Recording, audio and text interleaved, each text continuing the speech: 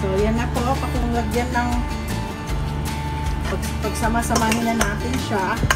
At yung sauce ko, malapit na pong lumambot. Free po to. Wala. This is now my fettuccine. Fettuccine alla Marie.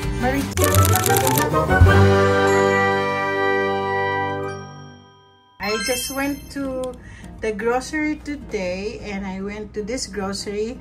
I didn't bring my cell phone because I've been vlogging this grocery before, so I just want to unbox this. How much so I decided to go to the grocery because I've been spending a lot in just doing the online. So this time I have like 116.37. So let's go and check what's in here. Well, actually, I'm planning of making a pasta. So I have this, the red bell pepper. So I don't know how much is the red bell pepper. And then I have also, when there's a red, there's a green. Yeah, green bell pepper. And then I'm putting mushroom in that pasta. This is only, wow, for just, well, I bought a lot. Oh, I got you a jerky, honey. So, I'm having a maple smoky bacon. Titingnan natin mamaya yan. And then I'm using this kind of fettuccine. Itong fettuccine na to. Oh, fettuccine. Grabe, no? And ito ay gawa sa... Where is this made? Wow! This is made in Italy. Oh, sa Italy pa po. Oh, expiration date niya is April 7, 2020. April 7, 2027. So, oh, sa Italy pa to galing. Oh, I'm gonna use this fettuccine. Actually, fettuccine. Dalawang fettuccine ang nabili ko. Ayan, dalawang fettuccine. Ngayon, ano pa meron dito? Of course, meron po akong parsley. Amoy parsley. Wala. Alam mo, may parsley pa ako doon sa garden. Hindi ko alam kung natanggal ko. May milk ako. Para lang ito pang ano ko pag gagawa ako ng tawag nito. Avocado. Ay, may dalawa pa akong avocado. Gagawin ko to. So, ito po, nakita ko tong truffle na to. Tapos, it's gluten, sabi dito, gluten-free, non-GMO. Okay. Gluten-free. Tapos, binasa ko yung ano ng truffles na to. So, ibig sabihin, wala po siyang ano, wala siyang, of course, gluten-free nga, no, so wala siyang dairy. So, bumili po ako dalawa. So, ito ang gagamitin ko. So, that means hindi na po ako gagamit ng coconut milk. Ito na gagamitin ko sa pasta. Tapos, may binili po ako. Ay, ano ito? Bumili po ako ng ano, yung broth. Yan ang gagamitin ko, broth. Turkey kasi mas masarap, malasa po. So, ngayon, meron ako binili. Kaya po, naging 100, ano. Oh, minusin na lang kaya natin yun. Kasi bumili po ako ng beef jerky para kay sweetheart. So, tignan natin po ang aking ano. Ako'y magluluto pero hindi ko alam kung i-vlog ko siya. Siguro nga, i-vlog ko saglit-saglit lang. Okay, finally, decided ko talagang i-vlog na lang itong ano. Itong aking iluluto. Ayoko sana eh. Pero ito is a dish which I love doing. Making it a pasta. Fettuccine. Ito madalas ko kasi bukas ang baon ni hubby. So, ipapakita ko sa inyo kung ano mga ingredients niya. So, ito po ang aking mostly para siyang carbonara. Pero because I'm gonna be using this one, tingnan natin kung masarap siya. So, no coconut milk. So, ito na, bacon. Maple bacon to eh. Smoked bacon. Of course, garlic and onions, and of course green bell pepper and mushroom. Yan ang #1 na ingredients ko. So if I'm gonna do boil the pasta. Yan ang pasta. Nagbo-boil ako. So, I'm gonna boil that as al dente. Ano ibig sabihin ng al dente? Yung matigas. Hindi pa siya malambot na malambot. Kasi yun talaga dapat. Al dente. Ganon din ang gusto ko sa pasta. Okay guys.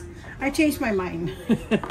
hindi ko na ipapakuluan. Kasi dito ko mismo ipapakuluan yung fettuccine. Kasi baka nga, kailangan pala al dente. So, dito ko na mismo siya ipakukuluan. Hinggan natin ang sibuyas. Hinggan na naman. Bango.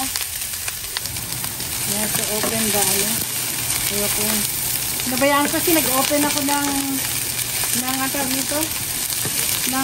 nag-lit ako ng candle. Lagay natin. Alam niyo, sa tingin ko medyo spicy po. Kasi nakuha ko smoke to eh. Parang spicy. Hindi naman sinabing spicy. Pero, yan. Pakuanin natin mantikain muna natin siya. No? Lalagyan natin mga gulay. Tapos siguro may gagawin ako para maging al dente yan. So, okay na. Maglalagyan natin ng mushroom. Ito ay portobello na mushroom. Meron pa ako isang paborito na na mushroom. Hindi yung oyster. Meron pa isa. Kasi ito isa sa mga favorite ko po ang portobello. Yan, ganyan lang natin. Hanya na yan. Tapos isasabay po natin ang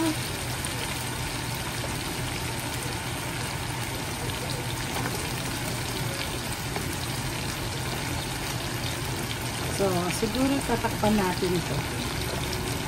Ang dami pa. Parang madami ito kaysa doon sa gagawin kong pasta. No. Ganyan natin. Mas masarap, maraming gulay. Ay, ilagay na nga. Ilagay na lang po natin para malutong-maluto siya. Ay. So, gagawin ko po ay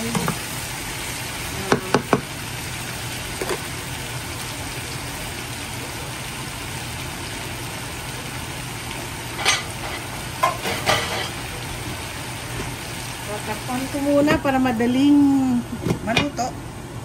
Nakalimutan ko pala. Lagyan ng konting pepper. Madaming pepper. Daming pepper. Tatanggalin ko na yan dyan. Kasi masyadong maliit lang ang Tapos, lagyan po natin ng konting salt.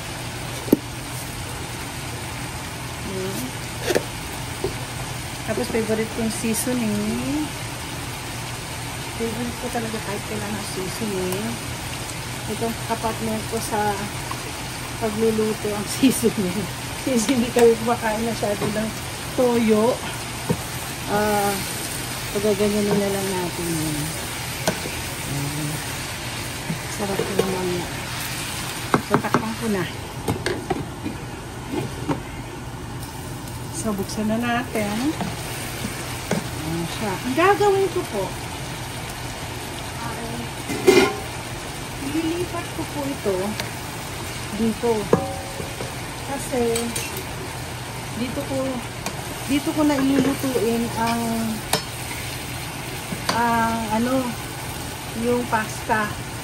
Pero, siyempre, para siyang, alam niyo yung style ko, para siyang pansit. Pagtatawanan siguro ako ng mga mga Italiano. Okay. So, ngayon, gaganyanin ko, i-mix ko na yan mamaya. I-mix ko sila. So far ngayon, ang ilalagay ko po dito ay ang turkey. Kita nyo? Turkey broth.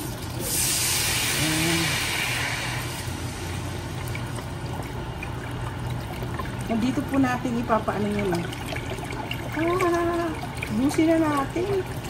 Mukhang dalawang fettuccine ang gagawin ko para madami. Baka ma-share ko. I can feel the... Para ma-share ko po yung itong pasta. Pero hindi yata kakasya. Tignan natin. Magdadagdag na lang ako mamaya. So, ito na po. Dito ko po iluluto yung pasta. So, dito to. Ipakuluan natin ang fettuccine. Pero parang konti yata fettuccine. Ayoko na mag-overacting na naman sa ano. Tama na lang yan. Kasi dapat al dente lang to. So, yan na po. Pakukuluan natin. Pag medyo makulo-kulo na yan, nilalagay natin yung sauce. Tapos, liliit pa yan, ano? Okay. Pwede na to. Pwede na itong lagyan ng pagsama-samahin na natin siya. At yung sauce ko pala. Yeah. Magiging al dente na rin. Tingnan natin muna kasi minsan yeah, pinapadami ko lang yung sabaw para lapit na pong malapit na pong lumambot. Ngayon, lalagyan natin ng lalagyan ko na ng ay teka,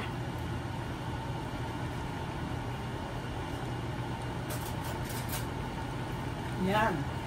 Ito gagamitin ko na itong roasted garlic aglio. Yung isa kasi hindi. Yung isa, truffle. Sandali lang po ha. Ito na nga, gluten-free po to. Ay, naku. Hindi pala. Nalagay lang natin dyan. Yan lang po siya. Kasi mushroom yan eh. Nalagyan po natin ng roasted garlic. Hindi ko nga alam. Specialty food daw eh. Pagsasamahin lang natin. Ayaw kong lagyan ng madami. Ginawa ko siyang, alam mo, sa totoo lang parang parang mayonnaise or what. Pero, wala naman sinabing mayonnaise siya. Gluten-free lang siya na So, tignan natin. Subukan lang natin. Alam niyo po ako laging magaling po ako mag-experiment. Tignan natin. Ay, sarap nga. Ay, okay. Okay, lasa. Okay lang ang lasa niya. Parang nga siyang coconut. Kaya lang, ito medyo maasim-asim. Ang dadagdag ko dito yung roasted garlic. Yung roasted garlic. Hindi naman pala lahat pwede mo. Yan. Ay, sarap. O, yan. Ito pwedeng kainin to ni Mister. Kasi hindi siya dairy. Ngayon lalagay na natin yung extra po. Ayan, madami pa. Mahilig ko kasi mahilig ako ng madaming sahog. Bakit? Kasi po, tuwing kumakain ako, bitin ako sa mga binibigay ng mga restaurant, no? O at least ako, okay na yan. So, patutuyuin na lang natin to. At luto na ang aking pasta. Ito ang pasta alla Marie. Ito ang aking fettuccine. Gumamit lang po ako ng ibang cream na pwedeng kainin ng aking masawa. Uy, sarap. Masarap siya. So guys, this is now my fettuccine. Fettuccine alla Marie. Mariton. Let me taste it kasi yan ang dinner ko na. So, I'm gonna eat it now. So, ito na yung aking dinner. Ito kasi, sabi again, ginamit ko lang po yung roasted garlic. aioli. Medyo may pagka-maalat-alat pa siya. There you go. It's al dente. And when you make a pasta, has to be al dente. So don't forget to like and subscribe and share my food. I don't know, because this is the way I cook my fettuccine. So anyway, bon appetit. Tama ba yun?